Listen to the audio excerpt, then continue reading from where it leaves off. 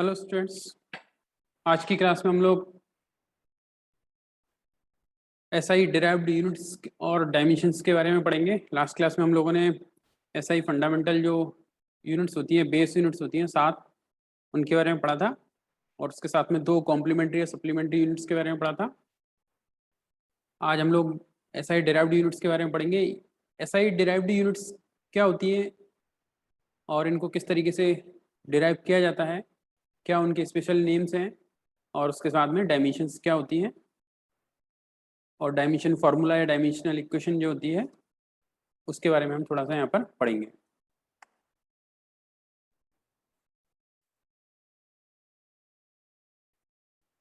तो स्टार्ट करते हैं। सबसे पहले तो बात करते हैं कि एसआई डिराइव्ड यूनिट क्या होती है। एसआई डिराइव्ड यूनिट्स तो हम लोगों ने फंडामेंटल बेस यूनिट्स या फंडामेंटल यूनिट्स के बारे में पढ़ा था, जो कि 7 होती हैं। कौन कौन सी होती हैं एक बार रिकॉल करें तो पहली होती है आपकी फॉर लेंथ। लेंथ के लिए होती है मीटर, और उसका सिंबल होता है स्मॉल एम। दूसरा होता है आपका मास। मास के लिए जो बेस यूनिट होती है एसआई, वो होता है किलोग्राम, और इसका सिंबल होता है केजी, स्मॉल केजी लिखते हैं। तीसरा जो एसआई बेस क्वांटिटी है वो होता है टाइम, और इसके लिए जो बेस यूनिट है वो है सेकंड,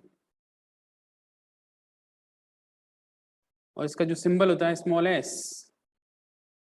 4 नंबर पे ले सकते हैं टेम्परेचर।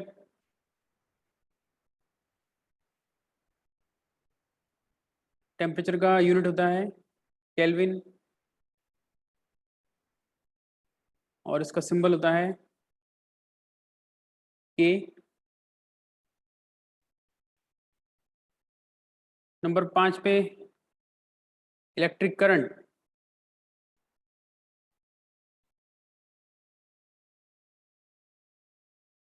और इलेक्ट्रिक करंट का यूनिट होता है एम्पियर, और इसका सिंबल होता है कैपिटल ए। नंबर 6 पे अमाउंट ऑफ सब्सटेंस।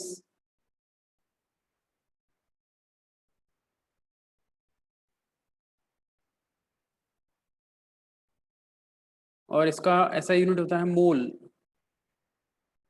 इसका सिंबल होता है MOL। और लास्ट में होता है ल्यूमिनस इंटेंसिटी।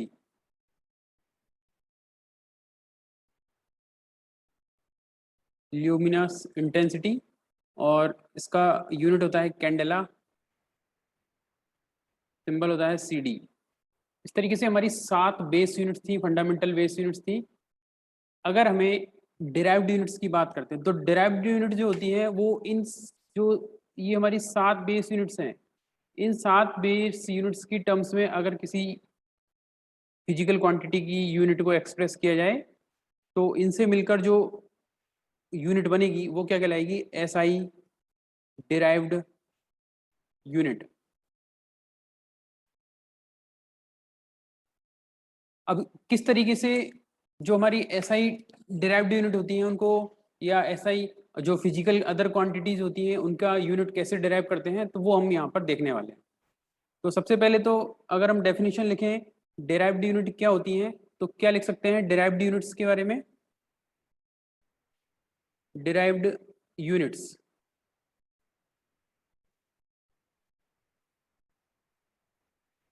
क्या होती है डिराइव्ड यूनिट, तो इसको लिख सकते हैं the unit which are obtained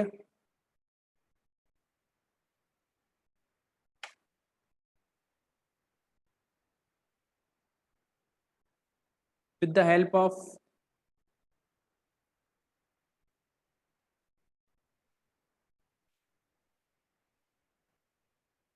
fundamental units।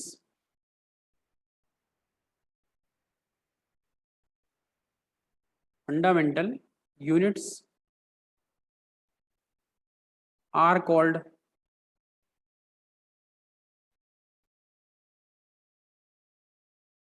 derived unit.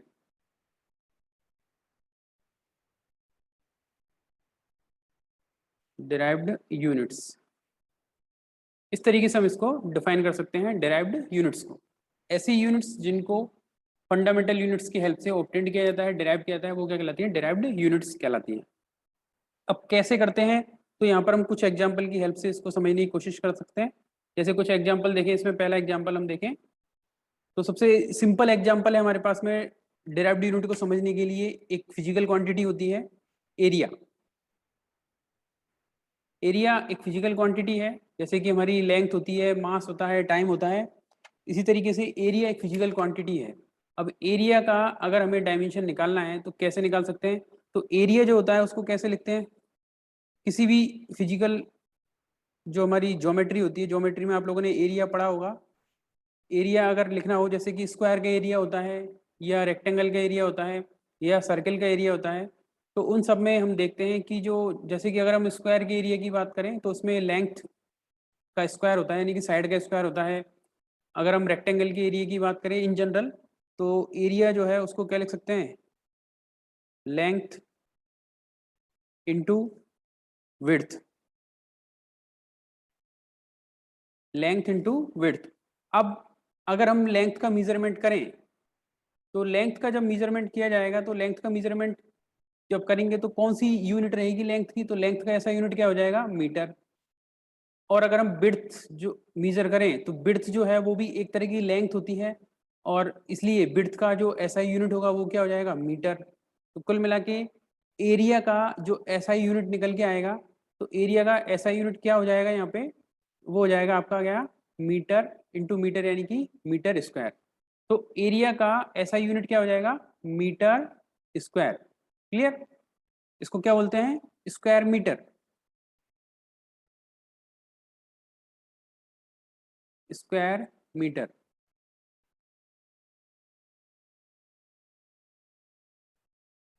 Simple. इसी तरीके से अगर हम कोई दूसरा एग्जांपल लें, जैसे दूसरा एग्जांपल लेता हूं मैं यहाँ पे वॉल्यूम का। बहुत ही आसान है। वॉल्यूम एक फिजिकल क्वांटिटी हो जाती है। डिफरेंट जो हमारी ज्योमेट्रीज होती हैं, डिफरेंट जो हमारे 3D ज्योमेट्रीज होती हैं, उनका हम वॉल्यूम जो है वो कैलकुलेट कर सकते हैं। और वॉल्यूम कैसे कैलकुलेट करेंगे? तो वॉल्यूम को कैसे लिखते हैं? तो वॉल्यूम को लिख सकते हैं, वॉल्यूम हो जाएगा length into width into height. तो वॉल्यूम में 3 डायमेंशंस या 3 जो लेंथ होती हैं वो एक मल्टीप्लाई होती है। एक तो 3 जो साइड्स होती हैं या वो मल्टीप्लाई होती हैं, जैसे कि लेंथ, विड्थ और हाइट इन जनरल। तो अगर हम इन तीनों की यूनिट लिखें, ऐसा यूनिट लिखें, तो लेंथ का ऐसा यूनिट क्या हो जाएगा? मीटर। विड्थ का ऐसा यूनिट भी क्या रहेगा? मीटर। और हाइट का ऐसा यूनिट भी क्या रहेगा? मीटर। इसलिए इन तीनों को जब मल्टीप्लाई करेंगे तो ये हो जाएगा आपका क्या? Metre cube. तो वॉल्यूम का ऐसा यूनिट क्या बन जाएगा? मीटर क्यूब, या इसको क्या बोलते हैं? Cubic metre. Cubic metre. तो ये वॉल्यूम का, ये जो यूनिट्स हमारे पास में आई है, मीटर स्क्वायर, मीटर क्यूब, ये बहुत ही इजी एग्जांपल हमने लिया है। ये क्या कहलाती हैं? Derived units.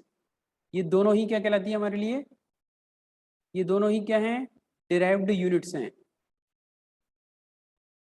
क्यों है डिराइव्ड यूनिट्स? क्योंकि ये unit SI base unit metre के टर्म्स में क्या हो रही है? एक्सप्रेस हो रही है, उसकी फॉर्म में लिखी गई है, इसलिए इनको क्या बोलेंगे? Derived units. ऐसे हम और भी एग्जांपल यहाँ पर ले सकते हैं, जैसे कि अदर एग्जांपल की बात करें हम कोई, जैसे थर्ड एग्जांपल देखें, तो एक और क्वांटिटी होती है, उसको हम बोलते हैं मास डेंसिटी।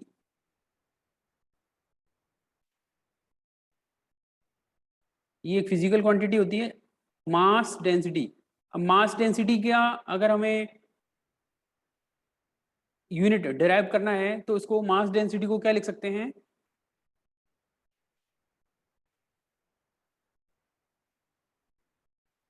मास डेंसिटी को लिखा जा सकता है मास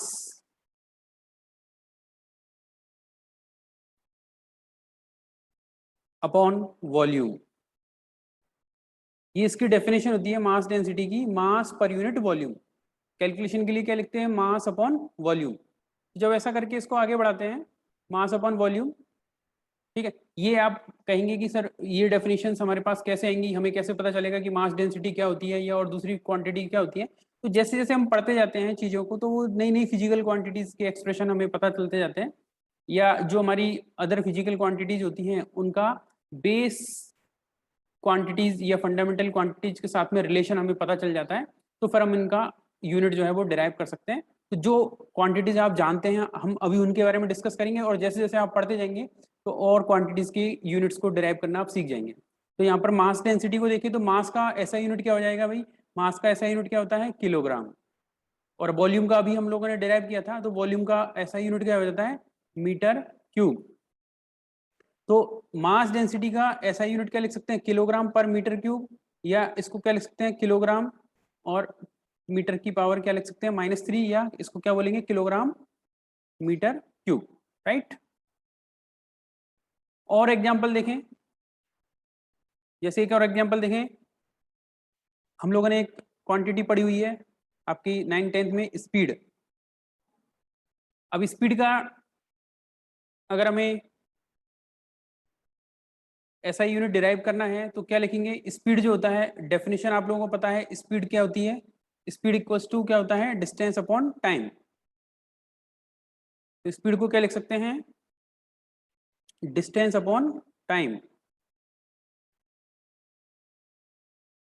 डिस्टेंस अपॉन टाइम। स्पीड को आपने डिफाइन किया हुआ है डिस्टेंस अपॉन टाइम के रूप में।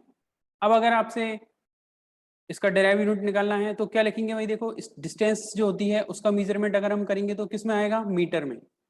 ऐसा ही यूनिट की बात करनी है। ऐसे डिस्टेंस को आप किलोमीटर में भी लिख सकते हैं, सेंटीमीटर में भी लिख सकते हैं, है ना, इंच में भी लिख सकते हैं, बट हम ऐसा ही डेराइव्ड यूनिट की बात कर रहे हैं। तो जो बेस यूनिट्स लिखेंगे वो भी कैसी रहेगी, ऐसा ही।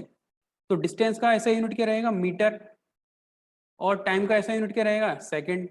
तो स्पीड का ऐसा यूनिट क्या बन गया, मीटर पर सेकंड। तो इसको ऐसे लिख सकते हैं, मीटर सेकंड इनवर्स और मीटर पर सेकंड, ऐसा इसको बोल सकते हैं। और एग्जांपल देखें, ये बहुत ही सिंपल एग्जांपल्स हम यहाँ पर ले रहे हैं। एक एग्जांपल देख सकते हैं हम यहाँ पर, एक्सीलरेशन, या कह सकते हैं एक पहले से पहले एक और देख लेते हैं, वेलोसिटी।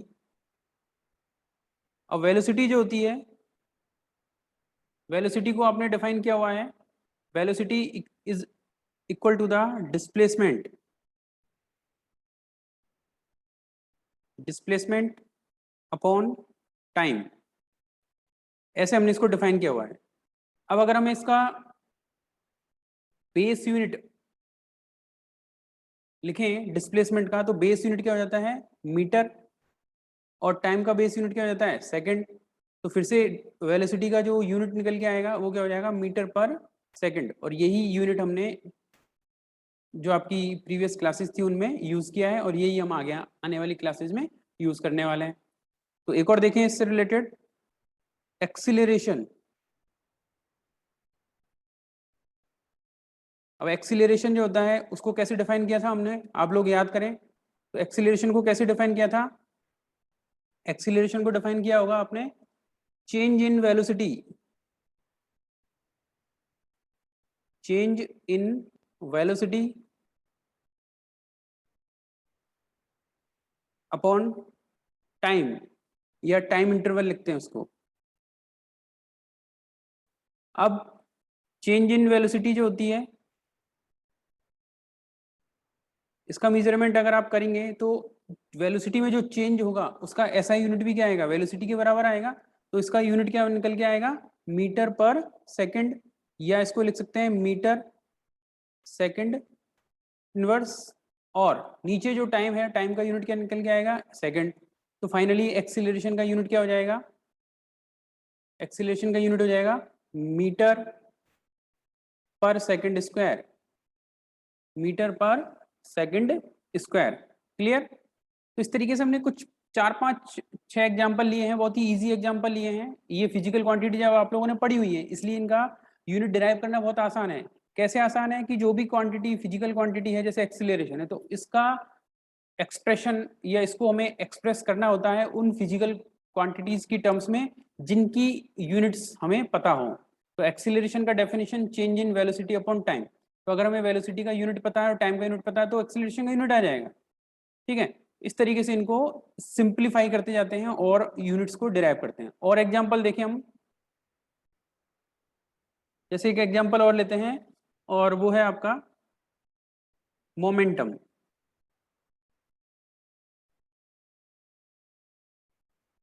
मोमेंटम का ऐसा यूनिट लिखना है तो मोमेंटम की डेफिनेशन आप लोग याद करेंगे। तो मोमेंटम को कैसे डिफाइन किया जाता है? मोमेंटम हो जाता है आपका मास इनटू वेलोसिटी। मोमेंटम को कैसे डिफाइन करते हैं? मास इनटू वेलोसिटी। आप लोग याद करेंगे, रिकॉल करेंगे तो इसका जो एक्सप्रेशन होता है इसको ऐसे लिख सकते हैं, P इक्वल्स टू, अगर आपने पढ़ा हो तो P equals to m v. तो P तो मोमेंटम हो जाता है, m मास और v velocity. So momentum equals to mass into velocity. तो अब अगर हमें मास का ऐसा यूनिट लिखें, यहाँ पर तो ये हो जाएगा किलोग्राम, और वेलोसिटी का ऐसा यूनिट क्या हो जाएगा भाई? अभी अभी हमने लिखा था मीटर और सेकंड इनवर्स। तो मोमेंटम का ऐसा यूनिट क्या निकल के आएगा? मोमेंटम का ऐसा यूनिट हो जाएगा किलोग्राम मीटर पर सेकंड। ठीक है, इस तरीके से और एग्जांपल देखें नेक्स्ट। तो एक फिजिकल क्वांटिटी होती है फोर्स। तो फोर्स जो होता है, अब फोर्स को हमें एक्सप्रेस करना होता है सिंपलर एक्सप्रेशन में, या कहें कि उन फिजिकल क्वांटिटीज के एक्सप्रेशन के रूप में जिनकी यूनिट्स हमें पता हो। तो फोर्स को क्या लिख सकते हैं? फोर्स होता है आपका मास इनटू एक्सीलरेशन। इसका एक्सप्रेशन अगर हम लिखें तो ये होता है F equals to m a, तो मास इनटू एक्सीलरेशन। अब मास इनटू एक्सीलरेशन का यूनिट अगर हम देखें तो मास का यूनिट मुझे पता है, तो मास का यूनिट हम लिख सकते हैं। एक्सीलरेशन होता है, एक्सीलरेशन का यूनिट अगर हमें पता है तो वो लिख सकते हैं डायरेक्ट। और अगर हमें एक्सीलरेशन का यूनिट नहीं पता है तो फिर से क्या करेंगे? एक्सीलरेशन को और दूसरी फिजिकल क्वांटिटीज के रूप में लिखेंगे ताकि हम इसको और सिंप्लीफाई कर सकें। तो एक्सीलरेशन को क्या लिख सकते हैं? Change in velocity upon time, उस तरीके से लिख सकते हैं। और अगर हमें एक्सीलरेशन का यूनिट डायरेक्ट याद है तो वो यूज कर सकते हैं। तो मास का यूनिट क्या हो जाएगा? किलोग्राम, और एक्सीलरेशन का ऐसा यूनिट क्या हो जाएगा? मीटर पर सेकंड स्क्वायर। तो फोर्स का ऐसा ही यूनिट क्या बनेगा? ऐसा ही बेस यूनिट है ना, डिराइव्ड ऐसा ही यूनिट। तो ये हो जाएगा आपका किलोग्राम,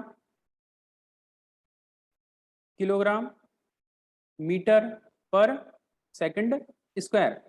और इसका एक स्पेशल नेम भी होता है। जो फोर्स का ऐसा ही बेस यूनिट आया है, डिराइव्ड यूनिट आया है किलोग्राम मीटर पर सेकंड स्क्वायर, इसका एक और स्पेशल नेम भी है। और वो स्पेशल नेम क्या होता है इसका? उसको लिखते हैं न्यूटन। आप लोगों को याद होगा फोर्स का यूनिट हम यूज करते थे न्यूटन। तो ये स्पेशल नेम है फोर्स की यूनिट का। तो इसको क्या बोल सकते हैं? या तो किलोग्राम मीटर पर सेकंड स्क्वायर, या इसको क्या बोल सकते हैं? न्यूटन। इसका सिंबल होता है कैपिटल एन, और इसको लिखते कैसे हैं? NEWTON, Newton. जो साइंटिस्ट थे न्यूटन, उनके ऑनर में इसको नेम दिया गया है। ठीक है, इसी तरीके से हम और भी फिजिकल क्वांटिटी ले सकते हैं। अब मैं केवल उन्हीं फिजिकल क्वांटिटीज को ले रहा हूं जो कि आप लोगों ने कहीं ना कहीं थोड़ा सा उनके बारे में पढ़ रखा होगा। तो जैसे कि फोर्स के बाद में एक और क्वांटिटी ले सकते हैं, वो होती है आपकी वर्क। वर्क जो होता है इसको एक्सप्रेस कर सकते हैं। वर्क को कैसे लिख सकते हैं? वर्क हो जाएगा आपका force into displacement. Work can be written as force into displacement. तो अब आगे क्या करना होता है? तो आगे वही कि अगर हमें फोर्स का ऐसा यूनिट याद है तो उसको यूज करें। अदरवाइज फोर्स को भी क्या लिखना पड़ेगा? मास इनटू एक्सीलरेशन, देन उन क्वांटिटीज का यूनिट यूज करें। तो हर बार हमें क्या करना होता है? सिंप्लीफाई करना होता है। तो वर्क को लिखते हैं फोर्स इनटू डिस्प्लेसमेंट। तो फोर्स का यूनिट हमें पता है, और वो क्या होता है किलोग्राम मीटर पर सेकंड स्क्वायर इनटू डिस्प्लेसमेंट का यूनिट क्या हो जाएगा मीटर। सो इसका यूनिट क्या निकल के आएगा, कंप्लीट यूनिट क्या हो जाएगा इसका किलोग्राम मीटर स्क्वायर पर सेकंड स्क्वायर। ठीक है, और इसका जो स्पेशल नेम होता है इस यूनिट का वो क्या होता है वर्क का जूल। इस यूनिट का स्पेशल नेम और होता है किलोग्राम मीटर स्क्वायर पर सेकंड स्क्वायर का, और वो क्या होता है जूल। इसको क्या लिखते हैं कैपिटल जे सिंबल है इसका, और इंग्लिश में लिखते हैं JOULE जूल। ये भी एक साइंटिस्ट के ऑनर में इसको लिखा गया है। ऐसे ही एक और यूनिट होती है हमारे पास में, एक और फिजिकल क्वांटिटी है, उसको लिख सकते हैं प्रेशर। प्रेशर के लिए हमारा जो एक्सप्रेशन बनेगा,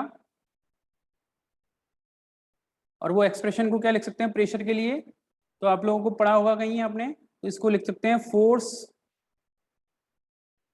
अपॉन एरिया।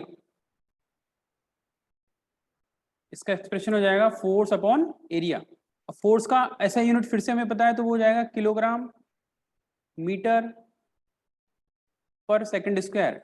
फोर्स का ऐसा यूनिट यहाँ से देखेंगे तो किलोग्राम मीटर पर सेकंड स्क्वायर, और एरिया का ऐसा यूनिट क्या हो जाता है, तो हम लोगों ने निकाला था ये हो जाएगा मीटर स्क्वायर। अब इसको जब हम सॉल्व करेंगे तो ये मीटर स्क्वायर ऊपर जाएगा तो पावर हो जाएगा -2, और -2 से +1 ऐड करेंगे तो ये निकलेगा आपका किलोग्राम मीटर इनवर्स और सेकंड -2। तो इसको लिख सकते हैं किलोग्राम पर मीटर सेकंड स्क्वायर। ठीक है, इसको ऐसे भी एक्सप्रेस कर सकते हैं किलोग्राम पर मीटर सेकंड स्क्वायर। और इसका एक स्पेशल नेम भी होता है इस यूनिट का, और वो स्पेशल नेम होता है पास्कल। ये भी एक साइंटिस्ट के ऑनर में इसको नाम दिया गया है पास्कल। तो स्पेशल नेम भी होते हैं कुछ यूनिट्स के, और ऐसा ही डेराइव्ड यूनिट्स जो होती हैं उनकी टर्म्स में भी लिख सकते हैं, और स्पेशल नेम्स के रूप में भी इन यूनिट्स को, इन फिजिकल क्वांटिटीज की यूनिट्स को लिखा जा सकता है। ये दोनों ही यूनिट्स वहां पर क्या है यूजेबल हैं, दोनों ही लिख सकते हैं, न्यूटन यूज कर सकते हैं या किलोग्राम मीटर पर सेकंड स्क्वायर यूज कर सकते हैं। इस तरीके से हम और भी फिजिकल क्वांटिटीज की यूनिट्स को यहाँ पर डिराइव कर सकते हैं। आप बुक में जाके देखेंगे तो आपको लास्ट में बुक में टेबल मिलेगी एक A6 करके, उसमें बहुत सारी फिजिकल क्वांटिटीज की जो यूनिट्स हैं उनको डिराइव किया गया है, यानी कि वहाँ पर बहुत सारी ऐसा ही डिराइव्ड यूनिट, उनके फिजिकल नेम्स, उनके अदर फिजिकल क्वांटिटीज के साथ में रिलेशनशिप दिए हुए हैं, उनको आप वहाँ पे देख सकते हैं। इनको हम ऐसा सोचें कि भाई याद कैसे करेंगे, तो ये सब धीरे धीरे जैसे जैसे आप पढ़ते जाएंगे वैसे वैसे आपको ये डिराइव्ड यूनिट्स जो हैं निकालना आ जाएगा, तो आप सीख जाएंगे। इनको हम याद करने की कोशिश करें एक बार में तो वो संभव नहीं होगा, तो इसलिए आप प्रैक्टिस करते रहें। जब भी आपको कोई नई फिजिकल क्वांटिटी मिलती है उसका डिराइव्ड यूनिट निकालने की प्रैक्टिस करें, तो आपको धीरे धीरे सीखने में आ जाएगा किस तरीके से हम इन चीजों को करते हैं। अब इसमें आगे बात करते हैं हम लोग डायमेंशन की।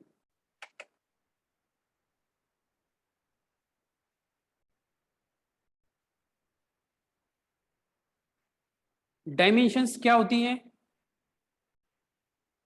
तो हमने अभी तक जैसे बहुत सारी फिजिकल क्वांटिटीज के बारे में पढ़ा है, जैसे कि मैंने अभी एक एग्जांपल लिया था एरिया। एरिया जो होता है, एरिया का जो एक्सप्रेशन लिखा था हमने, वो लिखा था हमने लेंथ इनटू विड्थ।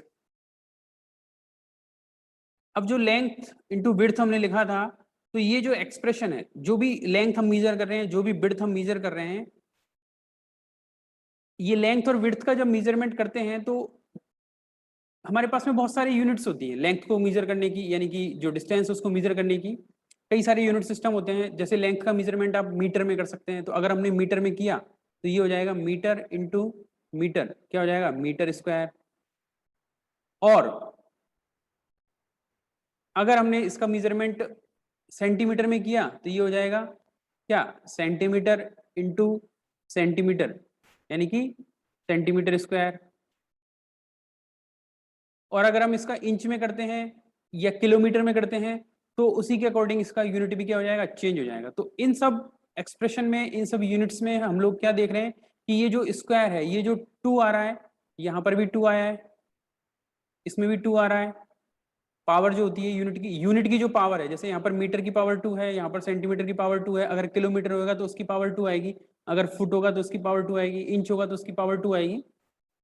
तो जो भी यूनिट आ रही है उसकी पावर सब में क्या है, सेम है। तो ये जो पावर होती है, ये पावर इस फिजिकल क्वांटिटी की जो बेस क्वांटिटी पे जो डिपेंडेंस है उसको एक्सप्रेस करती है। अब यूनिट कोई भी हो, ये पावर चेंज नहीं होती है। तो इसलिए ये जो वैल्यूज होती हैं इनको हम क्या बोलते हैं, डायमेंशंस। तो किसी भी फिजिकल क्वांटिटी को एक्सप्रेस करने पे बेस क्वांटिटी के ऊपर जो पावर होती है वो क्या कहलाती है, उसकी डायमेंशन कहलाती है। किसी भी फिजिकल क्वांटिटी को एक्सप्रेस करने पर उसकी जो बेस क्वांटिटी है या बेस यूनिट है उसके ऊपर जो पावर होती है वो क्या कहलाती है, उसकी डायमेंशन। तो अगर हम बात करें तो एरिया जो है, एरिया के लिए लेंथ की जो डायमेंशन है, लेंथ 2 बार आ रहा है तो लेंथ की डायमेंशन कितनी है यहाँ पर 2। ये जो डायमेंशन होती हैं उनको लिखते कैसे हैं, तो एक बार मैं बता देता हूँ कि जो हमारी 7 बेस यूनिट्स होती हैं, तो हम प्रीवियस स्लाइड में देखें, हम लोगों ने बताया था कि हमारी ये यूनिट्स होती हैं 7 बेस यूनिट्स होती हैं, इनकी कुछ डेराइव्ड यूनिट्स होती हैं। इनकी जो डायमेंशंस होती हैं उनको कैसे लिखते हैं, तो एक बार डायमेंशन लिख के हम बता देते हैं कैसे इनकी डायमेंशंस को लिखा जाता है। तो जो मीटर होता है, लेंथ जो होती है, यहाँ पर मैं एक और कॉलम बना देता हूँ जिसमें मैं क्या लिख रहा हूँ, डायमेंशंस। अगर लेंथ होती है तो लेंथ का जो डायमेंशन होता है उसको रिप्रेजेंट करने के लिए क्या सिंबल यूज करते हैं, कैपिटल एल। अगर मास है तो मास को रिप्रेजेंट करने के लिए जो सिंबल यूज करते हैं वो होता है कैपिटल एम। और टाइम जो होता है उसके लिए जो सिंबल यूज किया जाता है कैपिटल टी। टेम्परेचर के लिए के सिंबल यूज किया जाता है, कैपिटल के। इलेक्ट्रिक करंट के लिए capital A. Mole amount of substance के लिए जो सिंबल यूज करते हैं वो डायमेंशन को रिप्रेजेंट करने के लिए वो MOL ही यूज करते हैं, और इसके लिए CD ही यूज करते हैं। और मेनली जो हमारे काम में आने वाली जो क्वांटिटी है किसी भी डायमेंशन को लिखने के लिए वो 3 है, लेंथ, मास और टाइम। ये क्या है, मोस्टली यूज्ड,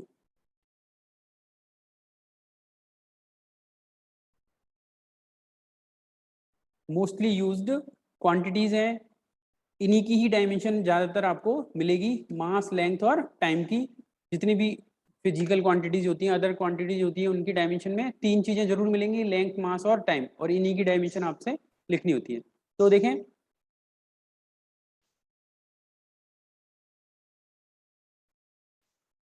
किस तरीके से हो जाएगा यहाँ पे। तो जैसे मैं बात कर रहा था एरिया, तो एरिया का डायमेंशन अगर हम लिखें तो यहाँ पर लेंथ जो है वो 2 बार आ रहा है, तो लेंथ का सिंबल क्या यूज करना है, कैपिटल एल।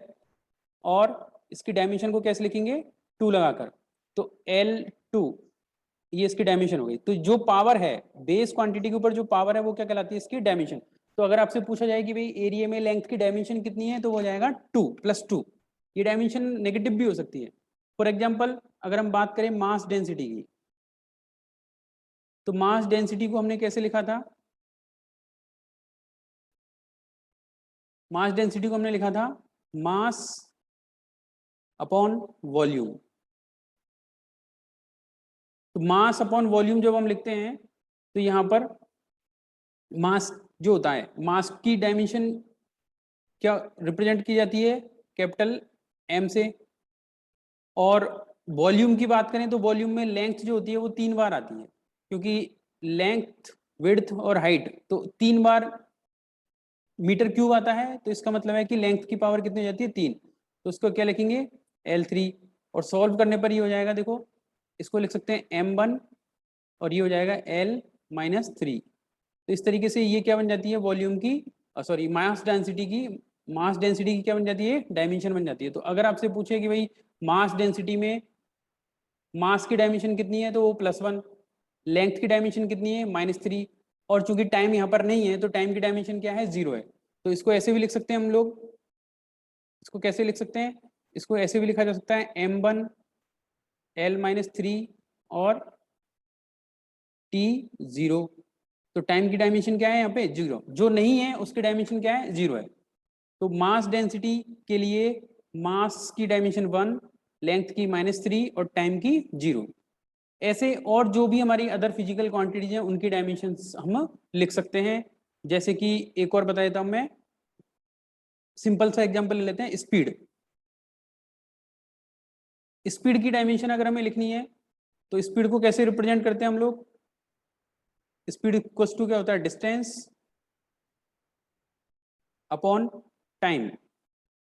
तो डिस्टेंस जो होती है वो क्या होती है? एक प्रकार की लेंथ होती है, और लेंथ का डायमेंशन को रिप्रेजेंट करने के लिए क्या है? एल सिंबल यूज करते हैं। अब वो जो डिस्टेंस है वो एक बार ही है, तो एल की पावर 1 हो जाएगा, और टाइम जो है वो किससे रिप्रेजेंट किया जाएगा? टी से। तो ये तरीके से L1 और अपॉन T1 हो गया।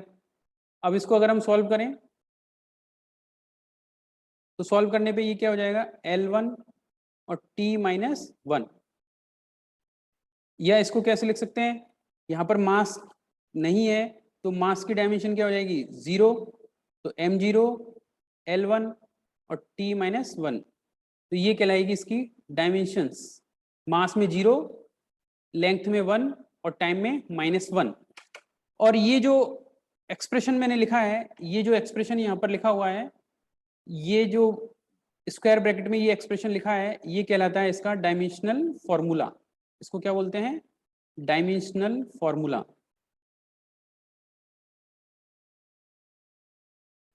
Dimensional formula. और अगर इसको फिजिकल क्वांटिटी, जिस फिजिकल क्वांटिटी का ये डायमेंशन फॉर्मूला हमने लिखा है, डायमेंशनल फॉर्मूला, उसके इक्वल करके लिख देते हैं। जैसे कि वेलोसिटी का एक्सप्रेशन अगर v यूज करें, तो अगर इसको ऐसे लिखा जाए v equals to M0 L1 T-1, तो ये जो पूरा इक्वेशन मैंने लिखा है, ये जो पूरी इक्वेशन लिखी है, इसको क्या बोलते हैं? Dimensional equation. इसको क्या बोलते हैं हम लोग? Dimensional equation.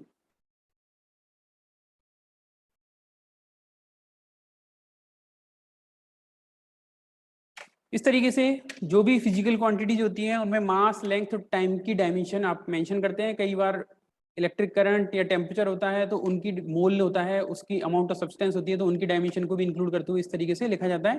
तो उन फिजिकल क्वांटिटीज की जो सिंबल हैं उनके ऊपर जो पावर होती है वो क्या होती है? उनकी डायमेंशंस होती हैं। तो मास की डायमेंशन कितनी है, लेंथ की कितनी और टाइम की कितनी है, ऐसा हम आपसे एग्जाम में क्वेश्चन पूछ सकते हैं कि किसी फिजिकल क्वांटिटी में, लाइक वॉल्यूम में, मास की डायमेंशन कितनी होती है। तो आपको पता चल जाएगा कि वॉल्यूम में मास की डायमेंशन क्या होती है? 0 होती है। क्लियर? इस तरीके से ये डायमेंशंस को हम पता करते हैं। तो इनके बारे में जो डायमेंशंस का जो और यूज है वो हम आगे की नेक्स्ट क्लासेज में पढ़ेंगे। Thank you.